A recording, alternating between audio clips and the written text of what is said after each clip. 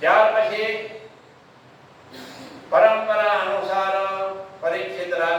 સારી રીતે પ્રજાનું પાલન કરે છે, ધર્મનું પાલન કરે છે અને સમ્યક રૂપ છે આ બધી પ્રજાને સુખી કરે છે. પરીક્ષિત રાજા 3 અશ્વમેધ યજ્ઞ કરે છે.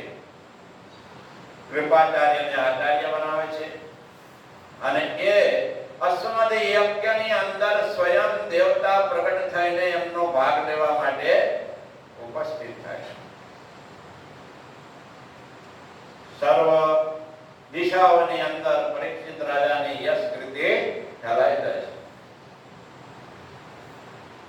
એક દિવસ પરીક્ષિત રાજા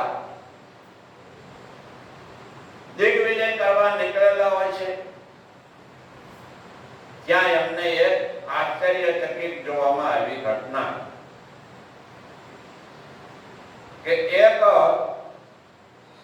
શુદ્ર જેવા જેના કર્મ છે, પરંતુ એનો પરિવેશ રાજા જેવો કરેલો છે. શુદ્ર જેવા કર્મ કયા છે કે એક બળદ અને એક ગાયને મારી રહ્યો છે. બળદના 3 પગ કપાઈ ગયેલા છે, એક પગે કેવલ ઊભો છે. એમાં ઉપરથી આ મારે છે. ગાયને પણ લાતોથી મારે છે.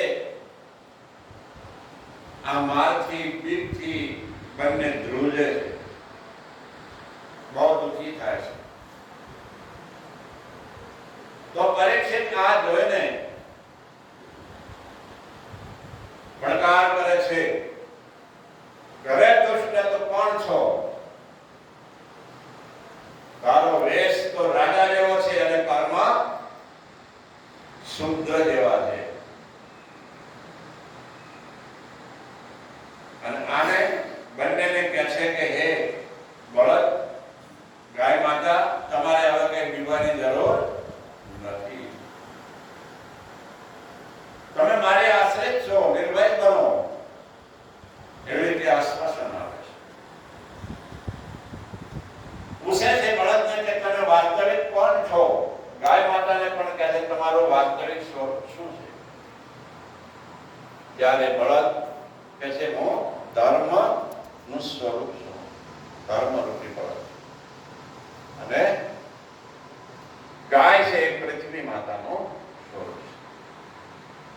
ભગવાન ચાલા ગયા છે એટલે કલી કહે છે અમને બહુ દુઃખી કરી રહ્યો છે.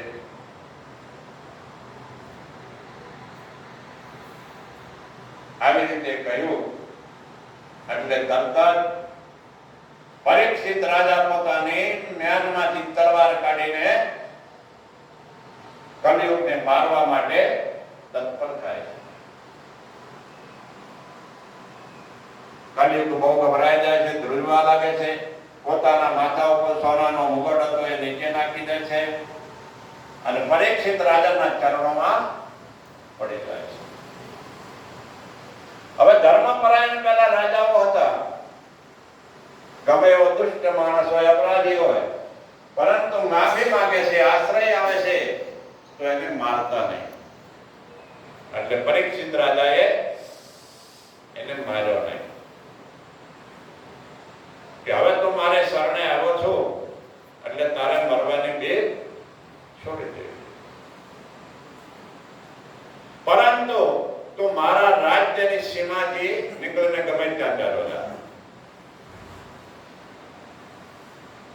કલિયુગ કહેવા લાગ્યો કરે હે રાજર્ષિ,